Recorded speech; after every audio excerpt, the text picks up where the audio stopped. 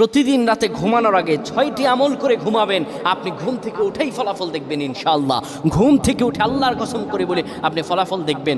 ঘুমাবেন আপনি গুনার বোঝা নিয়ে, ঘুম থেকে উঠে আপনি নিষ্পাপ হয়ে যাবেন ইনশাআল্লাহ, কোনো গুনাহ থাকবে না। যদি প্রতিদিন আপনি ঘুমানোর সময় এই 6টি আমল করে যেতে পারেন, 3বার করে করবেন।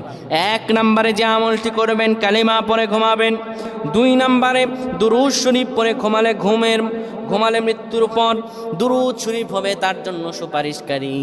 দুরূদ শরীফ পড়ে ঘুমাবেন, দুরূদ শরীফ পড়বেন। 3 নম্বরে ঘুমের দোয়া পড়বেন। ঘুমের দোয়া পড়ে যদি ঘুমাতে পারেন, সারা রাত ইবাদত করার সওয়াব আল্লাহ আমলনামায় দিয়ে দিবেন। 4 নম্বরে আয়াতুল কুরসি পড়ে ঘুমাবেন। আয়াতুল কুরসি পড়ে কেউ যদি ঘুমায়, ফেরেশতারা তাকে সারা রাত পাহারা দেয়। ফেরেশতারা তাকে সারা রাত পাহারা দেয়। আয়াতুল কুরসি পড়ে ঘুমাবেন।